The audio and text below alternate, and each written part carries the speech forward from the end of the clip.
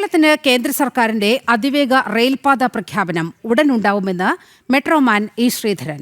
തിരുവനന്തപുരത്ത് നിന്നും കണ്ണൂരിലേക്ക് 3.25 മണിക്കൂറിൽ അതിവേഗ പാതയിലൂടെ സഞ്ചരിക്കാനാകും. റെയിൽവേ മന്ത്രി അശ്വിനി വൈഷ്ണവിന്റെ നിർദ്ദേശപ്രകാരം DPR നടപടികളുമായി താൻ മുന്നോട്ടു പോവുകയാണെന്നും 9 മാസത്തിനുള്ളിൽ DPR പൂർത്തിയാക്കുമെന്നും ഇ ശ്രീധരൻ അറിയിച്ചു. ഇന്നലെ പ്രധാനമന്ത്രി തിരുവനന്തപുരത്ത് എത്തിയിട്ടും അതിവേഗ റെയിൽപാത പ്രഖ്യാപനം നടത്തിയില്ല എന്നായിരുന്നു കോൺഗ്രസും CPM-ഉം ഒരു വിഭാഗം മാധ്യമങ്ങളും ഉൾപ്പെടെ വിമർശനമുന്നയിച്ചത്.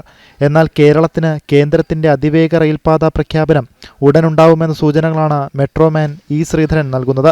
6 മാസം മുൻപ് താൻ റെയിൽവേ മന്ത്രിക്ക് അതിവേഗ റെയിൽപാത സംബന്ധിച്ച് കത്ത് നൽകിയിരുന്നു. തുടർന്ന് അടുത്തിടെ മന്ത്രിയെ കാണുകയും തന്നോട് DPR തയ്യാറാക്കുന്ന നടപടികളുമായി മുന്നോട്ടു പോകാൻ അദ്ദേഹം പറഞ്ഞതായും മെട്രോമാൻ ഇ ശ്രീധരൻ പറഞ്ഞു. ഞാൻ എക്സ്പെക്ട് ചെയ്യുന്നത് വിത്തിൻ 15 days കൂടും. 15 days മിനിസ്റ്ററോട് ഞാൻ പറഞ്ഞിട്ടുണ്ട്.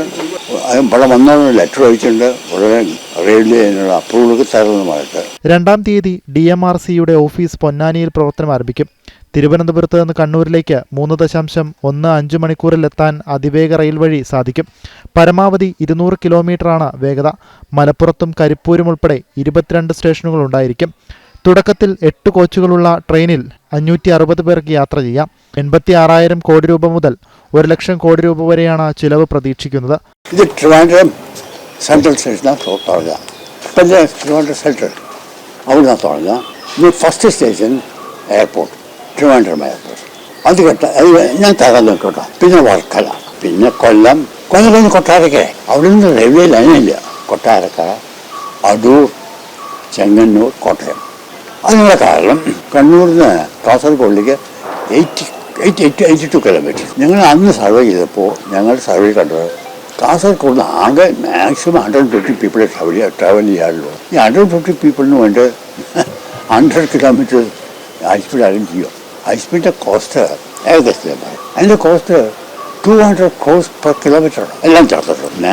Land, track, signalling, electrification. 70% തൂണുകൾ സ്ഥാപിച്ചുള്ള എലിവേറ്റഡ് പാതയും 20% ടണൽ പാതയുമാണ് നിർമ്മിക്കുക. അതുകൊണ്ട് ആവശ്യത്തിന് മാത്രം സ്ഥലമേറ്റെടുപ്പ് മതിയാകും. പാരിസ്ഥിതികാഘാതം ഉണ്ടാകുന്നില്ലെന്നും തൂണുകൾ സ്ഥാപിച്ച ശേഷം ഭൂമി കൃഷിക്കുൾപ്പെടെ ചെയ്യാൻ ഉടമയ്ക്ക് തന്നെ വിട്ടുകൊടുക്കാൻ സാധിക്കുമെന്നും മെട്രോമാൻ പറഞ്ഞു. Land acquisition will be the minimum.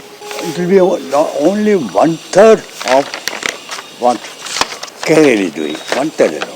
എന്ന് മാത്രമല്ല ഒരു 70% എലിവേറ്റഡാണ്. ലെങ്ത്തുകൂടെയല്ല, ലാൻഡ് കൂടില്ല. 70%. പിന്നെ 20% ടണലാണ്. പിന്നെ 5 or 10% ലെങ്ത്തുണ്ടാവും. ഇപ്പോൾ ടണലാണെങ്കിൽ ലാൻഡിൻ്റെ ആവശ്യമില്ല. ആ സ്റ്റേഷൻസ് ബിൽഡ് ചെയ്യുമ്പോൾ മാത്രം വേണ്ടി വരും. അത് കഴിഞ്ഞാൽ മുഴുവൻ പറഞ്ഞു കൊടുക്കാം. എലിവേറ്റർ ആകുമ്പോൾ ഞങ്ങളുടെ ഉദ്ദേശം എന്താ വെച്ചാൽ 25 മീറ്റർ വീതിയിൽ ലാൻഡ് എടുക്കുന്നു. ആ ലാൻഡ് ഏറ്റെടുത്തിട്ട് അത് അക്വയർ ചെയ്ത് തരും. അത് ഏറ്റെടുത്തിട്ട് കൺസ്ട്രക്ഷൻ ചെയ്യാം. എലിവേറ്ററുകളൊക്കെ പില്ലറായിരിക്കാം. കൺസ്ട്രക്ഷൻ കഴിഞ്ഞാൽ ഈ പില്ലറിന് വേണ്ടി ഇത്ര ലാൻഡ് ആവശ്യമില്ല. സർപ്ലസ് ലാൻഡ് ആരെല്ലാം ലാൻഡ് മേടിച്ച് അടക്കൻ്റെ പണിക്ക് കൊടുക്കാം. 2010 എളമരം കരീം വ്യവസായ വകുപ്പ് മന്ത്രിയായിരുന്നപ്പോൾ അതിവേഗ റെയിലിനായി തന്നെ വന്ന് കണ്ടിരുന്നു. 2011 DPR സമർപ്പിച്ചു. പിന്നീട് 2016 DPR നൽകി. എന്നാൽ അത് ചിലവ് കൂടുതലാണെന്ന് പറഞ്ഞായിരുന്നു കേരള സർക്കാർ പ്രായോഗികമല്ലാത്ത കെറെയിലുമായി മുന്നോട്ടു പോയത്. കെറെയിലിന് റെയിൽവേ അനുമതി നൽകില്ലെന്ന് ഉൾപ്പെടെ താൻ പറഞ്ഞിട്ടും കേട്ടില്ല. പിന്നീട് ബിജു പ്രഭാകർ ഉൾപ്പെടെ താൻ മുന്നോട്ട് വെച്ച അതിവേഗ റെയിൽ അംഗീകരിക്കുന്നതായി അറിയിച്ചെങ്കിലും പിന്നീട് നടപടികളൊന്നും ഉണ്ടായില്ലെന്നും മെട്രോമാൻ പറഞ്ഞു. വ്യവസായ സെക്രട്ടറി ബാലകൃഷ്ണൻ ഇവരുമാണ് എല്ലാവരും എന്നെ കണ്ടു. എന്നിട്ട് പറഞ്ഞു കേരളം വളരെ കൺജസ്റ്റഡാണ്, റോഡ്സൊക്കെ ഹൈലി കൺജസ്റ്റഡ്, ഒരു ഹൈസ്പീഡ് റെയിൽവേ ലൈൻ ഇല്ലാതെ പറ്റില്ല. അതിന് DMRC സഹായം വേണമെന്നാണ് വന്നത്. അപ്പം ഞാൻ പറഞ്ഞു ഹൈസ്പീഡ് റെയിൽവേ ലൈൻ എന്ന് പറഞ്ഞാൽ കേരളം ഇന്ത്യ ചെയ്തിട്ടില്ല ഇതുവരെ. അത്ര എളുപ്പമല്ല. അതിനുള്ള ടെക്നിക്കൽ കേപ്പബിലിറ്റി നമുക്കില്ല. പക്ഷേ അത് ചെയ്യുന്നതിന് ആദ്യം അതിൻ്റെ ഫീസിബിലിറ്റി സ്റ്റഡി ചെയ്യുക. അതാണ് ഞാൻ പറഞ്ഞത്. ഒരു ഫീസിബിലിറ്റി, അത് ഫീസിബിളാണോ, അത് അതിന് ഗുണമുണ്ടോ, അത് ആ സ്റ്റഡി ഞങ്ങൾ വാങ്ങിക്കുക. ഇന്ന് എന്നെ ഏൽപ്പിച്ചത് സെപ്റ്റംബർ 2011 ഞങ്ങൾ റിപ്പോർട്ട് കൊടുത്തു. ആ റിപ്പോർട്ടിൻ്റെ കോപ്പിയാണ് 2011 ഒരു റിപ്പോർട്ട് കൊടുത്തു കേരള ഗവൺമെൻറ്.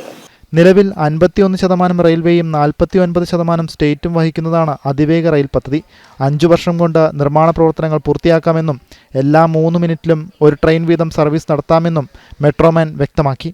കൂടാതെ നിലമ്പൂർ മൈസൂർ പാതയുടെ DPR 2 മാസം കൊണ്ട് തയ്യാറാക്കാമെന്നും ചെങ്ങന്നൂർ പമ്പ പാത സംബന്ധിച്ച പ്രപ്പോസൽ ആദ്യം വയ്ക്കുകയും പിന്നീട് DPR സമർപ്പിക്കുകയും ചെയ്തെന്നും ഇ ശ്രീധരൻ അറിയിച്ചു. സംസ്ഥാനത്ത് 3-ാം പാതയും 4-ാം പാതയും നിർമ്മിക്കുന്നതിനേക്കാൾ വളവുകൾ നിവർത്തുകയും ഓട്ടോമാറ്റിക് സിഗ്നൽ സിസ്റ്റം ഏർപ്പെടുത്തുകയും ചെയ്യുകയാണ് യാത്രാസമയം കുറയ്ക്കാൻ ഉചിതമെന്ന കാര്യം റെയിൽവേ മന്ത്രിയെ അറിയിച്ചതായും താൻ മുന്നോട്ട് വെച്ച 4 കാര്യങ്ങളോടും അനുകൂല പ്രതികരണമാണ് റെയിൽവേ മന്ത്രിയുടെ ഭാഗത്തുനിന്നുണ്ടായതെന്നും മെട്രോമാൻ വ്യക്തമാക്കി.